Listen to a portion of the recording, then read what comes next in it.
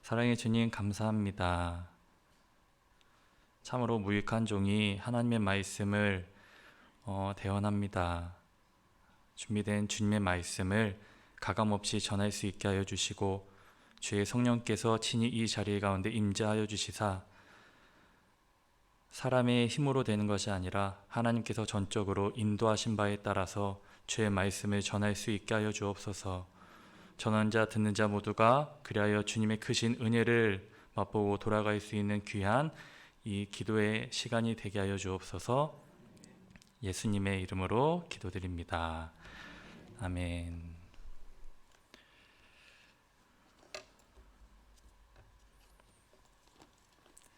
항상 이렇게 단위에서 말씀을 전할 때마다 긴장이 되고 떨리는 것은 어쩔 수 없는 것 같습니다.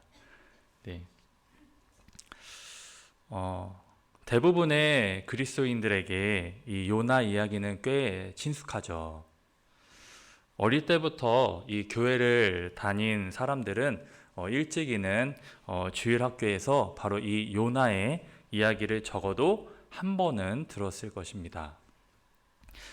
요나서는 우리가 이 선지서에 대하여 생각할 수 있는 어떠한 일반적인 그러한 메시지가 아닌 특별한 내용을 담고 있습니다. 즉 이방인의 죄악을 용서하기 위해 선지자를 보내어 회개를 요청하시는 하나님, 또 그런 하나님의 뜻을 거역하여서 도망을 치는 전혀 비상식적인 선지자, 그리고 그런 선지자를 열심히 설득하고 계시는 하나님의 모습입니다. 그 중에서도 오늘 본문과 연관되어 있는데 가장 특이한 점은 바로 요나가 물고기 뱃속에서 불렀던 감사시이죠.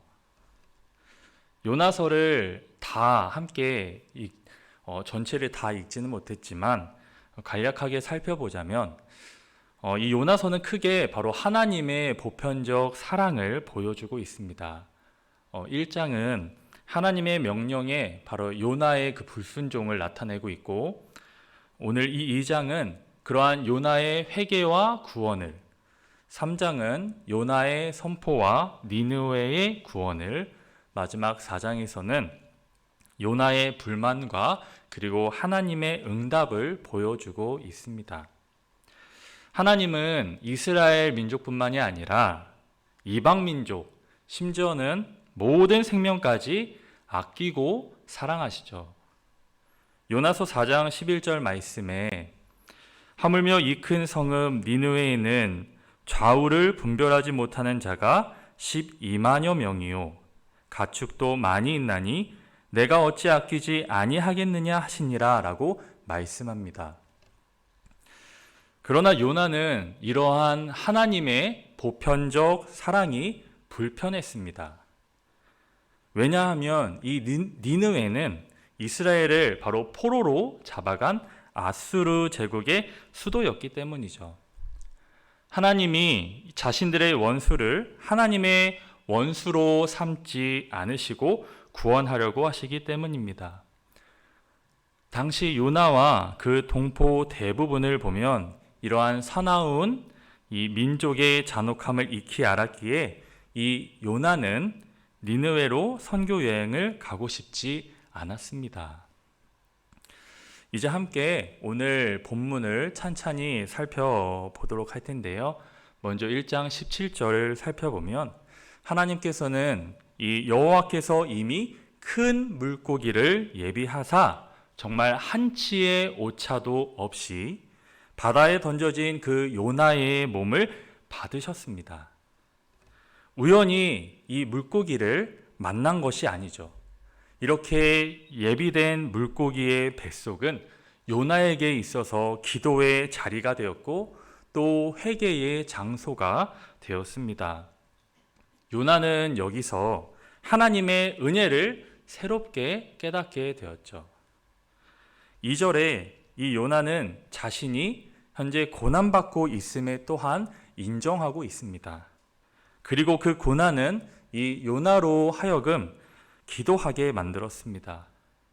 이 요나는 그렇게 기도를 시작하는 처음부터 하나님께서 이미 자기를 받으셨고 또한 자기의 기도를 들으셨다라고 그렇게 확신하고 있습니다. 말씀에 살펴보면 주께서 내게 대답하셨고 주께서 내 음성을 들으셨나이다 라고 하고 있죠. 더하여서 자신의 고난은 정말 우연히 일어난 일이 아니다 라고 계속해서 고백합니다.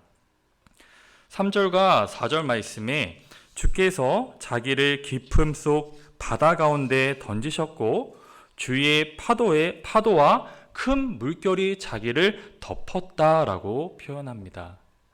그리고 그는 이 고난 속에서 자신이 하나님의 목전에서 쫓겨난 그러한 존재임을 인정하고 있습니다. 하지만 요나에게는 하나님께 돌아갈 용기가 있습니다. 아니, 그러한 용기가 아니라 그에게는 간절함과 그리고 절박함으로 그 하나님을 향하고 있습니다. 그에게 다른 선택은 없습니다. 주의 얼굴을 피했던 그 요나는 그 대가가 무엇인지를 톡톡히 경험하면서 주께서 계신 그 성전을 바라보겠다라고 그렇게 말하고 있습니다. 이어서 5절과 6절에 그는 자신의 처지가 정말 아무런 소망이 없는 그러한 바닷속 깊음 속에 들어갔음에도 불구하고 하나님께서 그 생명을 구원하여 내셨다라는 그러한 사실을 고백하고 있습니다. 이후 7절에 자신의 그러한 이 진실한 기도가 하나님의 존전에 미쳤다라는 그러한 사실도 알고 있죠. 8절과 9절에서는 비록 그러한 거짓과 헛된 것을 추구하는 자는 하나님의 은혜를 저버리지만 자신은 이제 감사의 목소리로 제사를 드리고 또 서원을 갚겠노라고 그렇게 고백하고 있습니다. 여러분, 바다와 육지를 지으신 하나님의 그 주권이 이 물고기 사건을 통해서 다시 한번 확연히 드러나고 있음을 볼 수 있습니다. 자신의 죽음으로 하나님께 대항하려는 그 요나는 하나님은 그대로 그를 내버려 두지 않으셨습니다. 하나님은 바다에 던져진 그 요나를 맞이할 큰 물고기를 미리 예비하셨고 그를 삼키게 하셨죠. 물고기는 그 요나를 죽음에서 구원하는 한 수단이기도 하며 또 하나님의 낯을 피해 그렇게 도망한 요나가 하나님을 비로소 대면하는 장소이기도 합니다. 바다에 던져지는 그러한 죽음으로 하나님께 대항하던 요나를 하나님은 이 물고기를 통해 살려주십니다. 여호와의 명령을 거역하고 혹은 그분의 낯을 피해 이 다시스로 도망하려 하여 욥바로 내려간 이 요나는 이 배 밑층으로 내려갔다가 결국에는 바닷속까지 내려가서야 비로소 하나님의 얼굴을 다시 대면하는 그러한 기회를 맞게 되었습니다. 그러나 하나님을 만나는 장소는 무덤과도 같은 물고기 뱃속입니다. 물고기 뱃속에 있었던 요나는 정확히 시간을 계산할 수 없었을 것입니다. 밤낮 3일이라는 것은 어떠한 완전한 죽음을 의미하는 관용적인 표현임을 이 구약 성경이나 고대의 문헌을 통해 알 수 있습니다. 요나가 정확히 이 3일간 물고기 뱃속에 있었는지에 대해서는 여전히 논의가 있지만 이 요나가 바로 죽음에서 생명으로 전환되는 것을 확인할 수 있는 그러한 시간이었음은 분명합니다. 물고기 뱃속에서 정말 기적적으로 살아남은 요나는 물고기 뱃속에서 나가야 하는 그러한 문제가 있었음에도 불구하고 물고기가 바로 하나님이 예비하신 구원의 방편이었다라는 것을 확신하게 됩니다. 여러분, 오늘 우리가 함께 읽은 이 본문은 요나가 바로 이 물고기 뱃속에서 하나님께 드린 바로 기도입니다. 함께 1절 말씀 2장 1절 말씀을 함께 보겠습니다. 2장 1절 말씀에 이러한 표현이 있죠. 요나가 물고기 뱃속에서 그 하나님 여호와께 기도하였다라고 합니다. 물고기 뱃속에 들어간 요나가 그곳에서 할 수 있었던 일은 오직 기도밖에 없죠. 요나가 물고기 뱃속에서 기도했다라는 것은 그가 지금 그곳에서도 바로 하나님께서 자신과 함께하고 계시다, 함께하고 계심을 깨달았다라는 것을 보여주고 있습니다. 하나님의 낯을 피해서 배를 타고 멀리 도망치던 그 요나는 이 물고기 뱃속에 들어가서야 비로소 자신은 한 번도 하나님으로부터 도망치는 일에 성공한 적이 없다라는 그러한 사실을 깨닫게 된 것이죠. 눈에 보이지 않았을 뿐 하나님은 언제나 그를 지켜보고 계셨고 또한 요나의 정말 모든 순간순간에 하나님은 그의 곁에 계셨습니다. 요나처럼 물고기 뱃속에 들어가야지만 비로소 보이는 것들이 있습니다. 즉 우리 인생에는 어떠한 상황이나 혹은 어떠한 환경에 꼭 처하게 될 때에야 그렇게 비로소 깨닫게 되는 삶의 진리가 있는 것이죠. 우리 삶에는 이러한 고난의 경험을 통해서만 깨달을 수 있는 진리의 단편들이 있습니다. 요나는 물고기 뱃속에 들어가서야 비로소 하나님을 더욱 알게 되었습니다. 요나가 들어간 이 물고기 뱃속과 같이 우리 삶 속에 허락된 고난 역시 바로 하나님께서 주님의 뜻을 우리에게 가르쳐 주시고 또한 보여주시기 위해 허용된 상황인 경우들이 있습니다.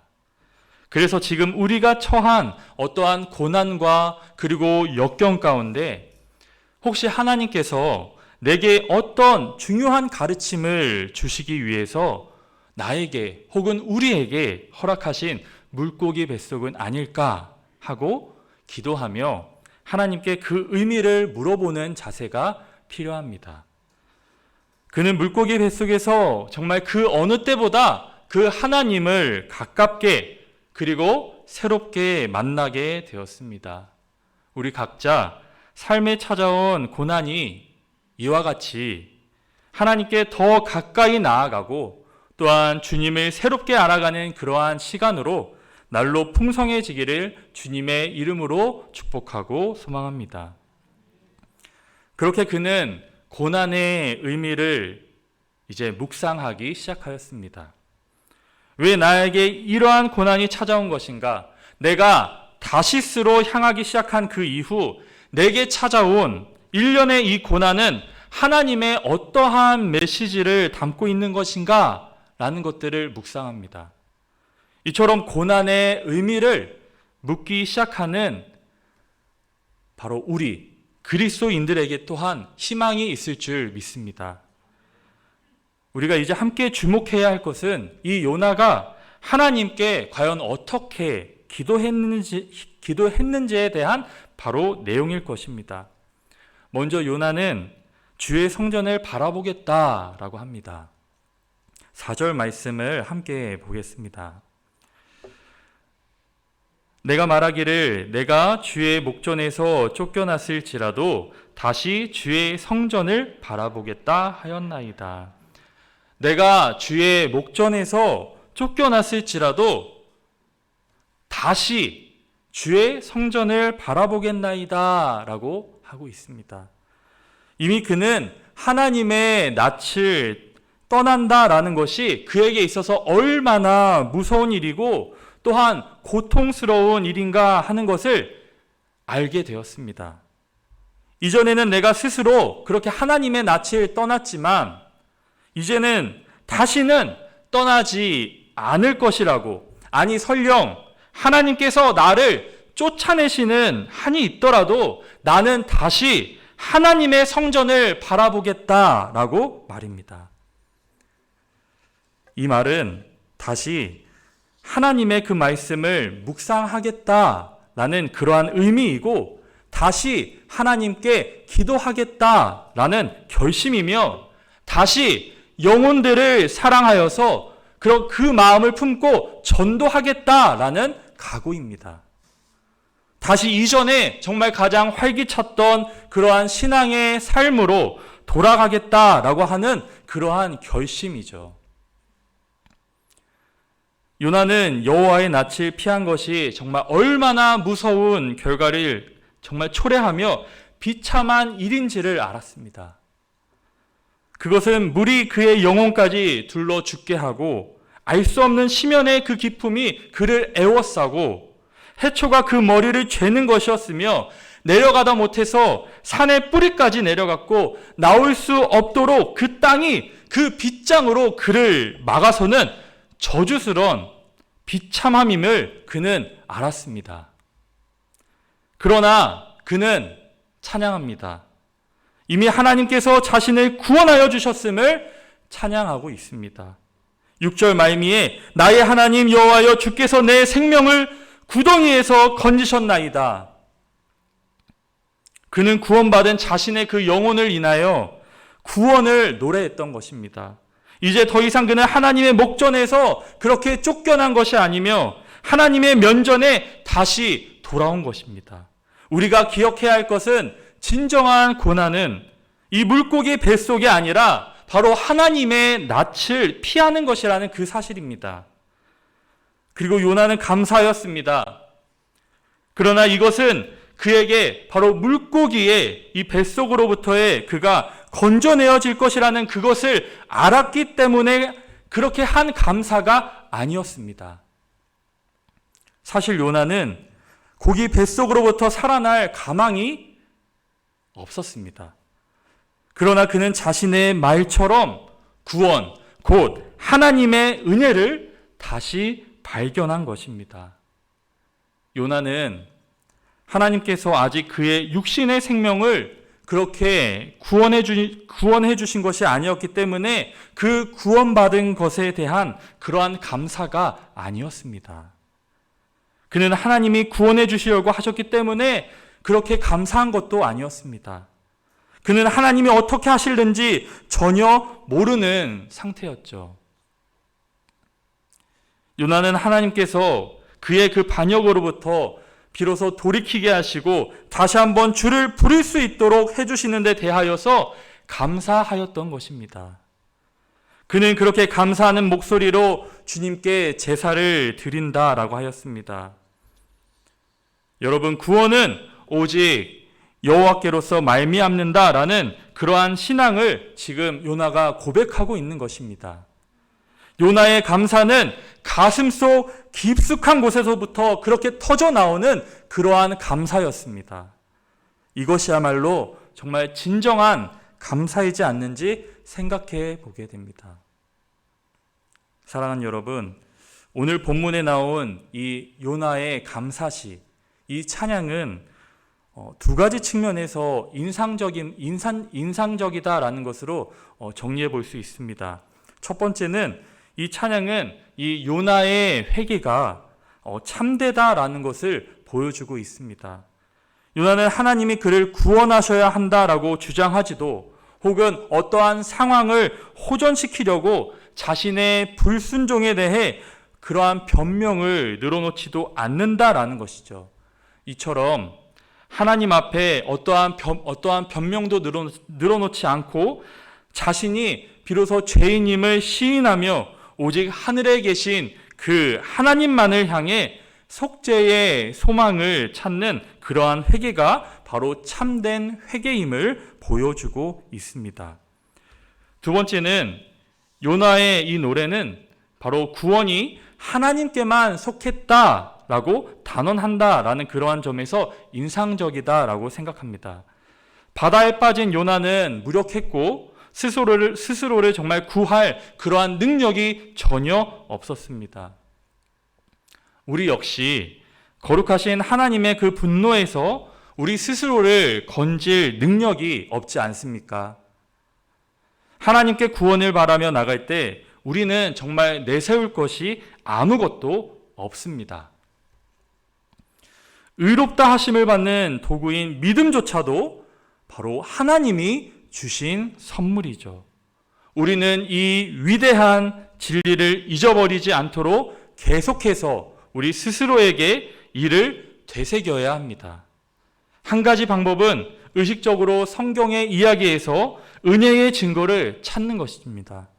하나님이 은혜를 베푸셔서 이 물고기를 사용해 요나를 구원하신 사건은 바로 구원이 오직 하나님께 있다라는 그러한 사실을 상기시켜 주기 때문이죠.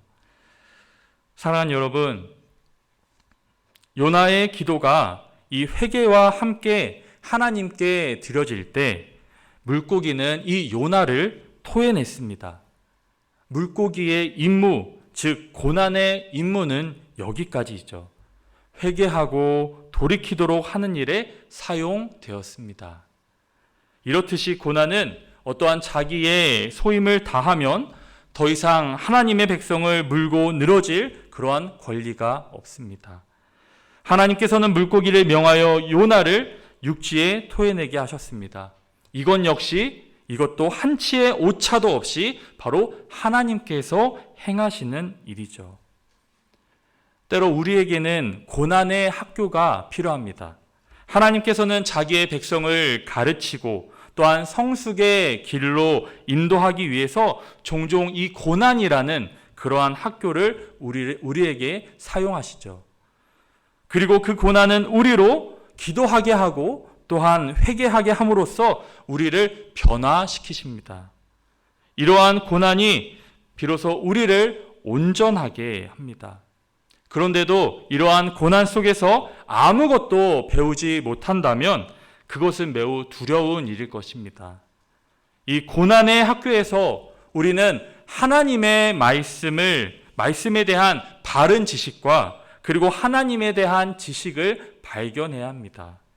하나님을 얼마나 바르게 아느냐에 따라서 우리가 얼마나 성숙해지느냐가 결정되기 때문이죠. 사랑하는 여러분, 요나가 물고기의 뱃속을 경험하고 나왔을 때 그는 전혀 다른 사람이 되었습니다. 사명을 피해서 도망치는 자가 아니라 바로 하나님의 말씀을 니느웨에 선포하는 선지자가 된 것입니다. 하나님의 사람은 하나님과의 특별한 자리가 있어야 합니다. 그것은 오직 말씀과 그리고 기도에 집중하는 장소입니다. 아울러 물고기 뱃속에서 하나님께 기도하였던 이 요나, 주의 목전에서 쫓겨났을지라도 다시 그 주의 성전을 바라보겠다고, 또 주께서 내 생명을 구덩이에서 건지셨다고, 구원은 오직 여호와 하나님께 속하였노라고 그렇게 감사함으로 간절하게 기도한 이 요나의 이 기도가 이 자리 가운데 계신 저와 그리고 우리 성도님들의 신앙의 고백이 되고 또한 여러분의 삶의 경험이 되어지기를 주님의 이름으로 축복하고 소망합니다. 함께 기도하시겠습니다. 하나님 아버지, 저희의 삶에 고난이 찾아올 때 하나님을 아는 바른 지식으로 이 고난을 주시는 아버지의 선하신 의도를 잊지 않게 하여 주시옵소서. 아버지의 선하심을 알기에 회개할 믿음이 일어나게 하여 주시고 고난을 통하여서 저희를 더 온전하게 빚으시는 은혜를 입게 하여 주옵소서. 그리고 날마다 말씀을 통하여 하나님을 온전하게 알아가는 복된 은혜를 더하여 주옵소서. 예수님의 이름으로 기도드립니다. 아멘. 우리 함께